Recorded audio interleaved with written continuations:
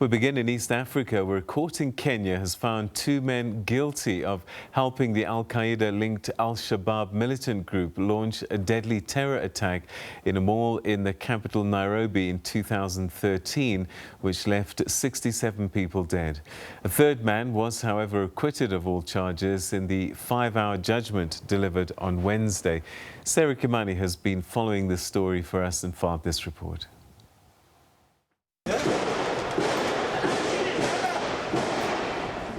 7 years since the upmarket Westgate mall attack, one of the worst terror attacks on Kenyan soil, it was time for Chief Magistrate Francis Andai to deliver his ruling on the 12 charges that faced the accused persons.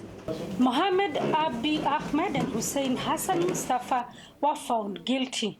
I am, however, satisfied that the prosecution has proved its case against the first and fourth accused persons on the respective charges facing them herein beyond a reasonable doubt. I find them guilty and convict them accordingly as follows. The first and fourth accused persons on count number 2, charge of conspiracy to commit a terrorist act, contract section 23(4) of the Prevention of Terrorism Act. The first and fourth accused persons on counts number 3 and 12, respectively, for knowingly supporting the commission of a terrorist act, contract section 9(1) of the Prevention of Terrorism Act.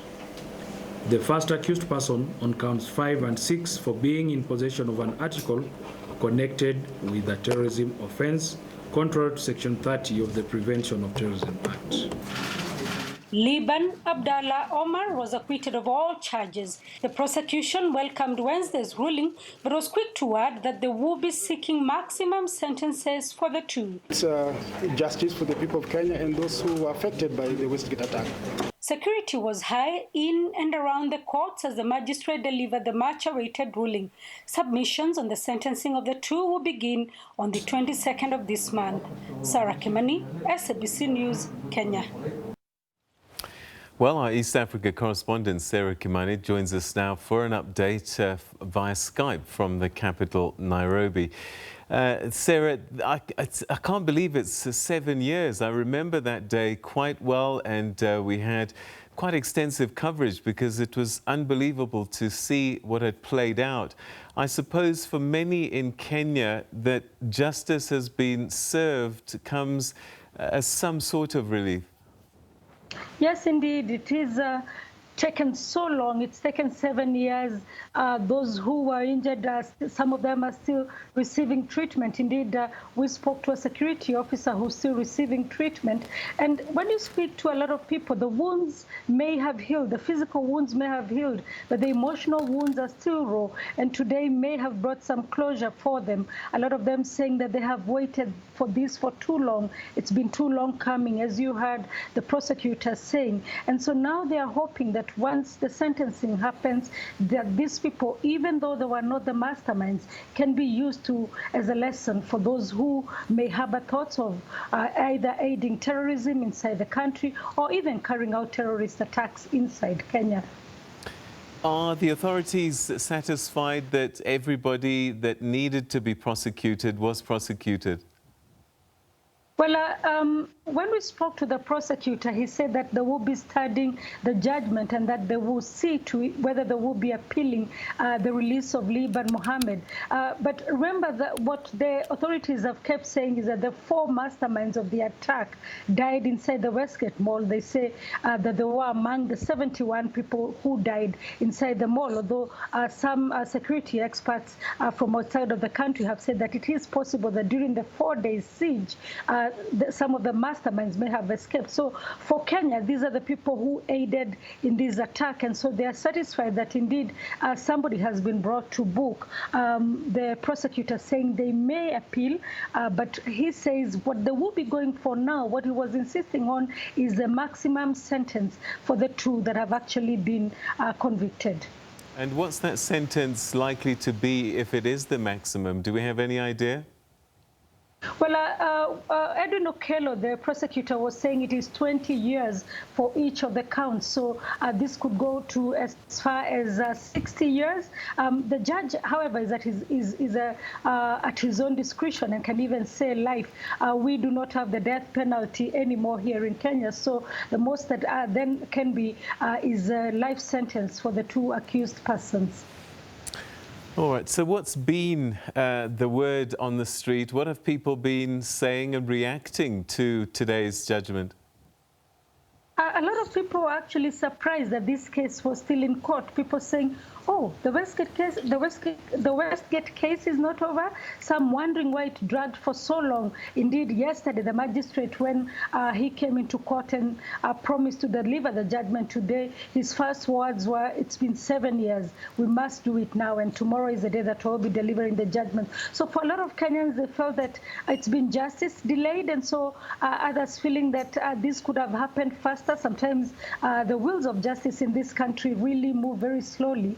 But for others, victims and their families, this could not have come at a better time. Remember, just last month, that was the anniversary of the Westgate attack, the 7th anniversary of the Westgate attack. So indeed, for them, this is a moment to remember and maybe to say that at least justice has been done. All right, I've been to Kenya a few times over the years, and I have to say that after this, security changed quite a bit in terms of how people experience shopping malls. Indeed, it changed a lot, and the Westgate Mall changed completely. It was, and it still is an upmarket mall, you know, where you find a lot of expatriates, you find a lot of the middle-class families will go out for a coffee or lunch.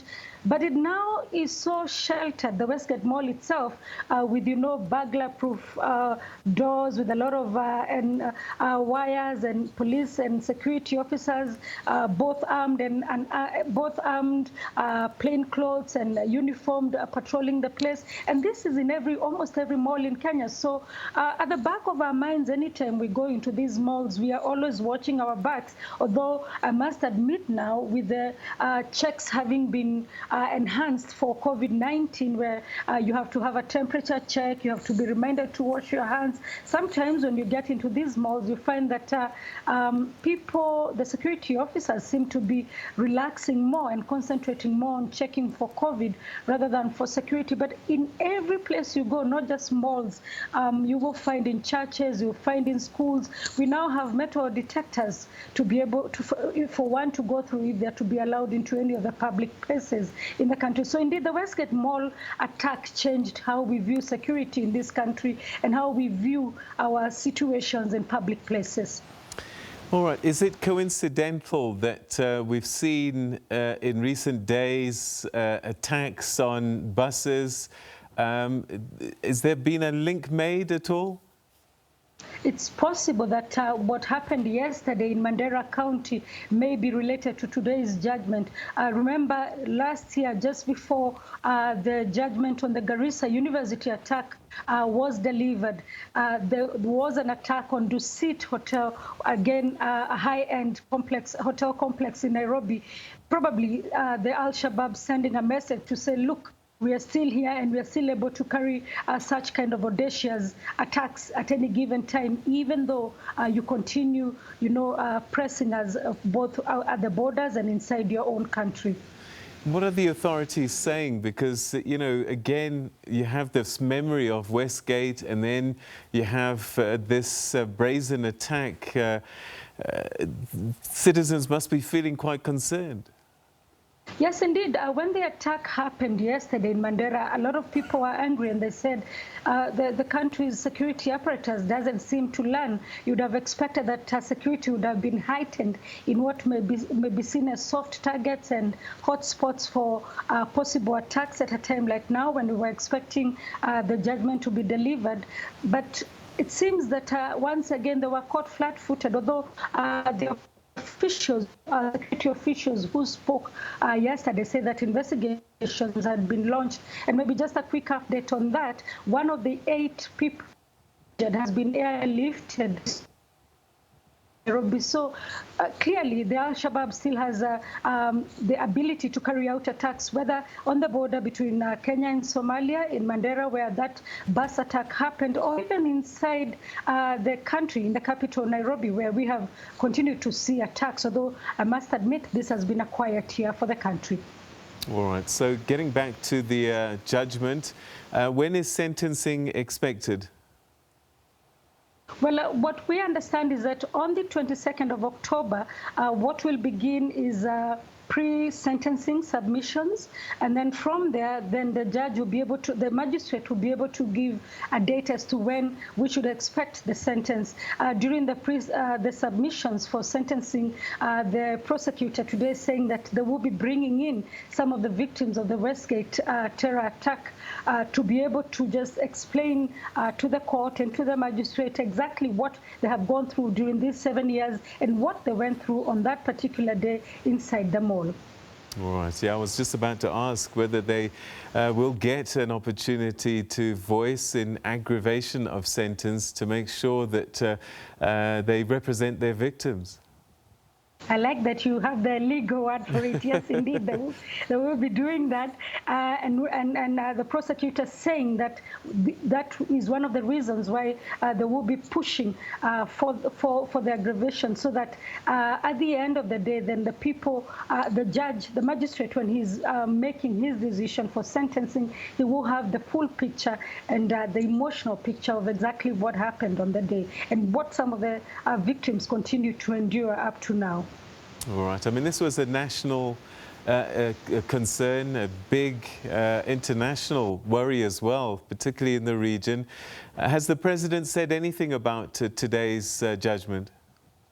No, he hasn't. However, it is clear that indeed the government was involved in terms of knowing that this judgment was coming up.